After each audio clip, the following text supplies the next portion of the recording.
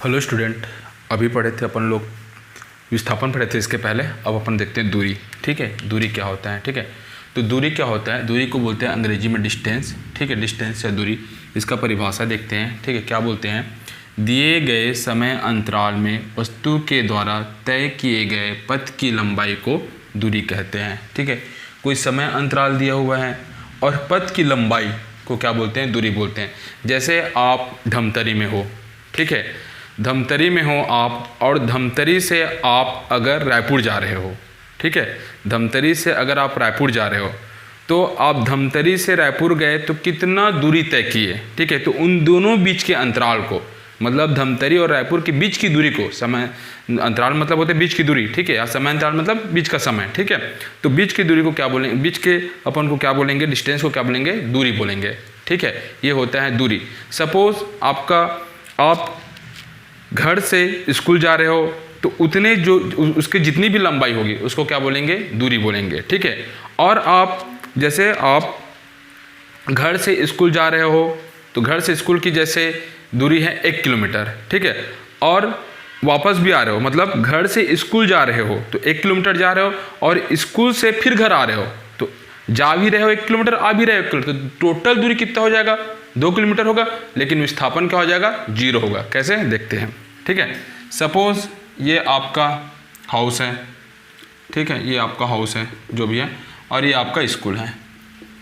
ठीक है, एक स्कूल है। ठीक है, ये पॉइंट है और ये पॉइंट है, यहाँ तक का कितना किलोमीटर है, सपोज 1 किलोमीटर है। ठीक है, अब ये बंदा आपका घर से कहाँ गया, स्कूल गया।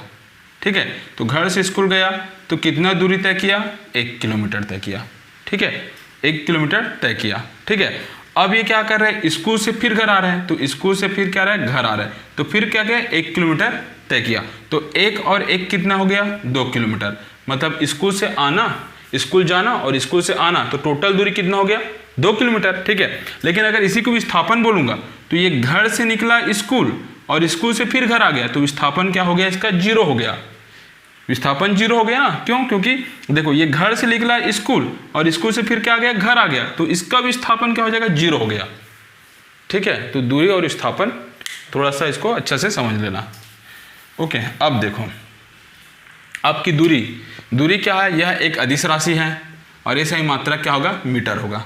ठीक है, और यह क्या रहता है, दूरी हमेशा क्या होगा, धनात्मक होगा। धनात्मक क्यों होगा, क्योंकि हम दूरी हमेशा आगे की ओर जाएगा। ठीक है, अब देखो सपोज ये आपका सर्कल पथ है, क्या है आपका, सर्कल पथ है। ठीक है, सर्कल पथ है, मतलब इसको आप लोग झूला भी बोल सकते हो। ठीक है, ये झूला ले लो।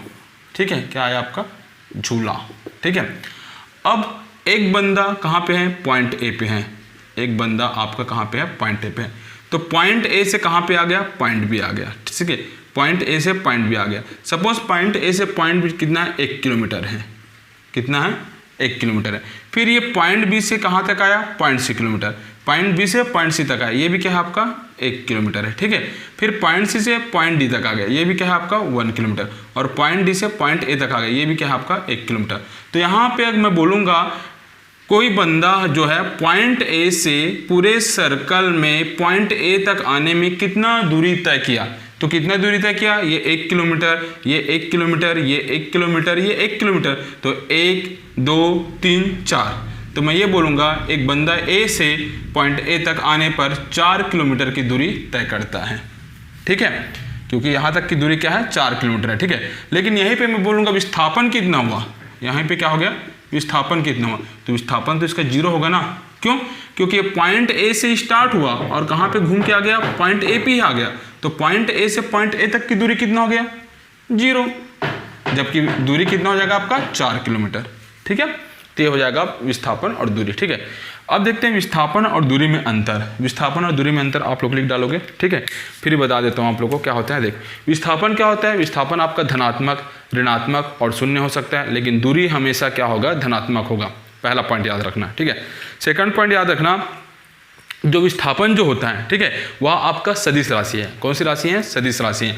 और आपका दूरी क्या होगा, आपका अदिश राशि हैं। ठीक है, तीसरा पॉइंट याद रखना, जो विस्थापन जो है वस्तु के ये पथ पर निर्भर नहीं करता, इस पथ पर निर्भर नहीं करता, ये पथ है ना, तो इस पथ पर निर्भर नहीं करता, वो सिर्फ पहला पोजीशन और अंतिम पोजीशन पे ही क्या करेगा, निर्भर करेगा, जबकि दूरी जो है आपके पथ पर निर्भर करता है। तो यही है आपका, वस्तु के मान पथ पर निर्भर नहीं करता और वस्तु का मान पथ पर निर्भर करता है। तो ये दूरी और विस्थापन में अंतर। ठीक है, तो सबसे पहले अपन क्या पढ़ेगा, विस्थापन पढ़े, फिर दूरी पढ़े, फिर विस्थापन और दूरी में अंतर। ये बहुत ज़्यादा इंपॉर्टेंट है, एग्जाम में आएगा, इसको अच्छे से आप लोग याद रखना। Okay, thank you.